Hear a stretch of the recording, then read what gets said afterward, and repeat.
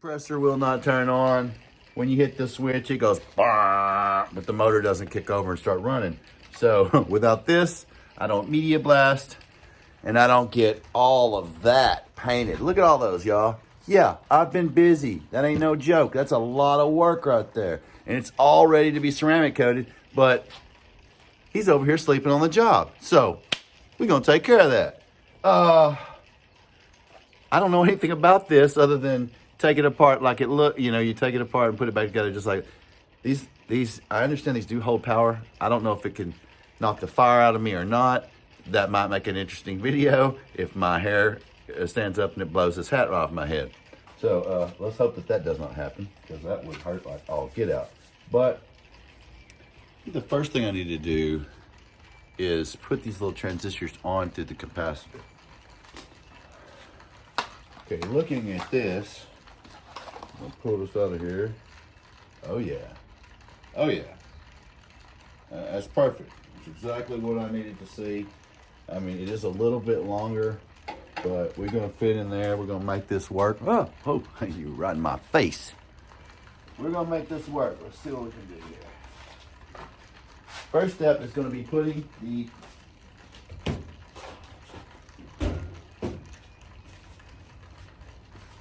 scoot you over here where you can actually see me. Yeah.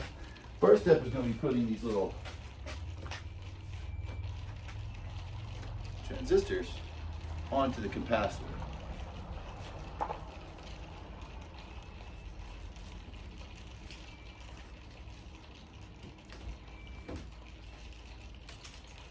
There's one.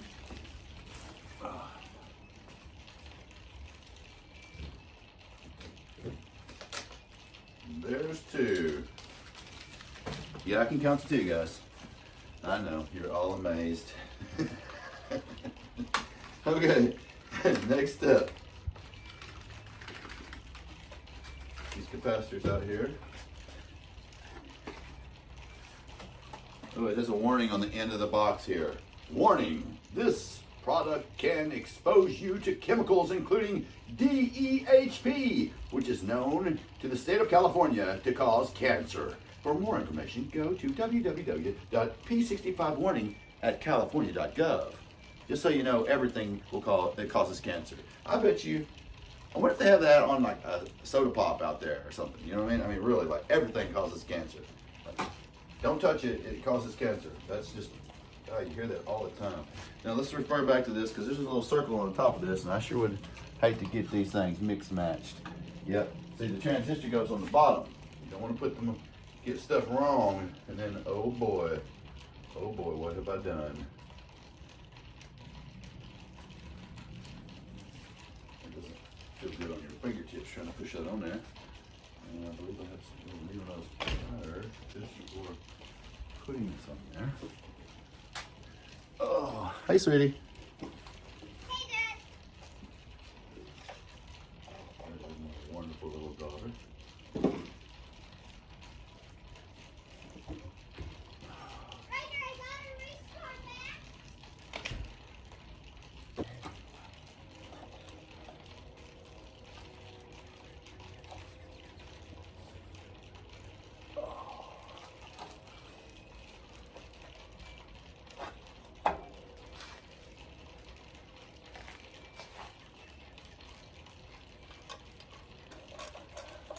I think we've got it now.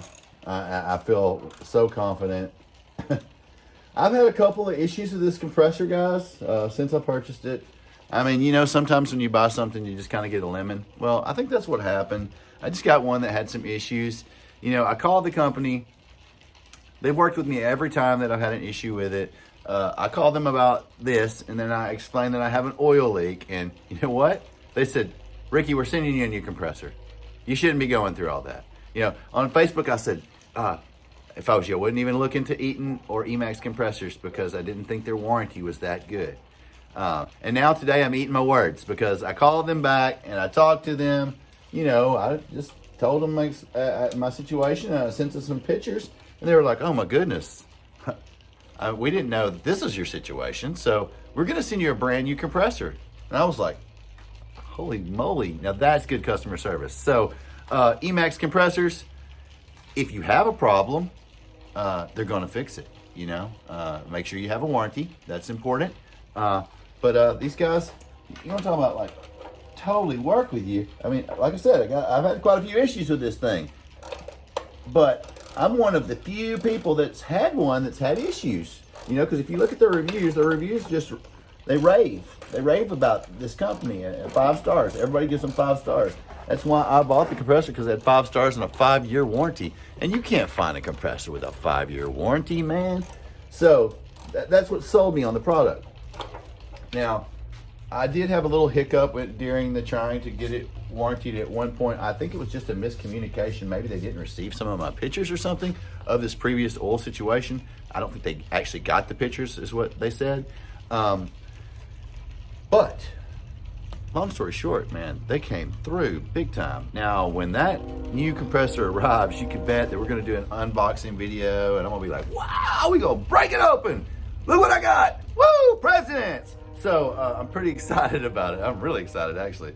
And I just want to give a holler out to Emax Compressors for really stepping up. You want to see if this thing's going to start up? Because I sure am curious. I ain't even playing. It's going to be a sad face if it doesn't run. But first, we're going to flip on the breaker, because I had that flipped off just so I wasn't over here smoking. So let's go back with that. And here is the big question. We got a problem. That's what it was doing before. And it's still doing it. So what does that tell you? Is the pump locked up? I don't know. I honestly do not know. But looks like I just spent $60 on capacitors and transistors, and we still don't have a compressor running. So it looks like I'm calling the compressor repair company, because regardless if they send me the new compressor or not, when it shows up, yes, bam, I'll be in business. But I got to get these exhausts here ceramic coated for you guys. I know y'all are waiting. I've got a list in there a mile long of people waiting. And guys, keep in mind, I work, and I'm always working for you. If I'm not, I don't play around. I'm doing what I got to do. So next thing I got to do is I got to go in the house and look up that company that came and fixed it last time and put a new pump on it for me. That was the issue that I had before. But call them, see where this goes. Maybe they can help me. Y'all have a good day.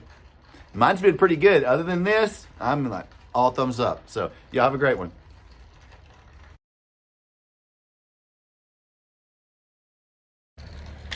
Well, here we go. Here's the big test, and we're fixing to find out if this bad boy is gonna work or not. Work. It's not working. Work. It's not working. I guess I gotta flip the switch. Oh, baby. Listen here, we working. All right. Guys, I'm not even joking. We're gonna get those ceramic coated right away.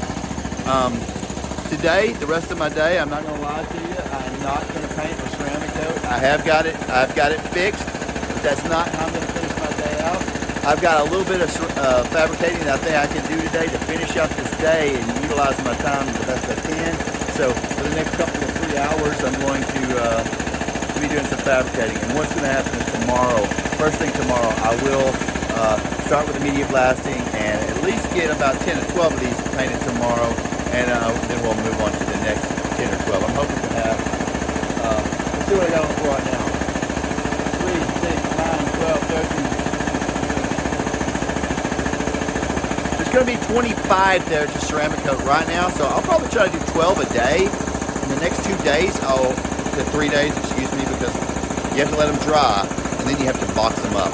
And boxing up is like a whole day's work. So, boxing 12 of them up. So what's going to happen is I'm going to paint. I'm going to media blast paint tomorrow. The following day, I'll box up. The following day after that, I will media blast and paint again. And the following day, I'll box up. So there's the rundown of what's going on here, and at the rate in which I'm going to be trying to take care of it.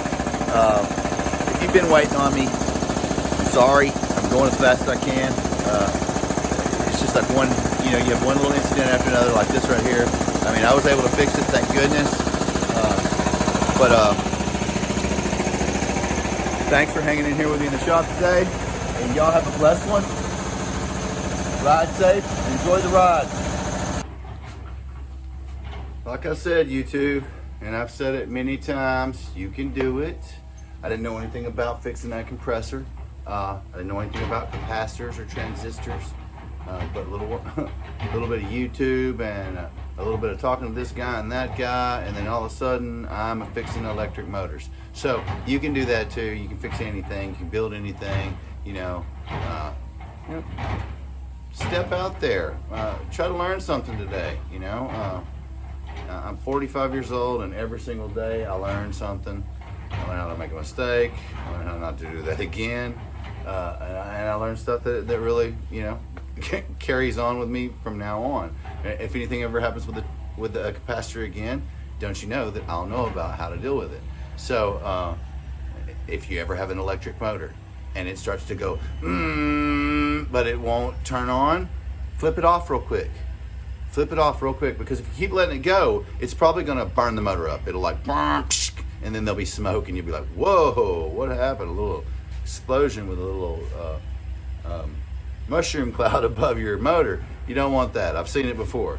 But if you have that, I would think you might want to check into it. It might be the capacitor. Those capacitors were $24 each. There were 2 of them, and the little transistors were a couple dollars each. I think my total was $54.97, something like that, and it's back running, you know.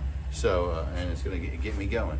So hey, step out there, teach somebody something, learn something, be kind to your neighbor, be kind to your brother, be kind to your mother. For digging, sure. All right, hey, y'all have a good day, and thanks for watching.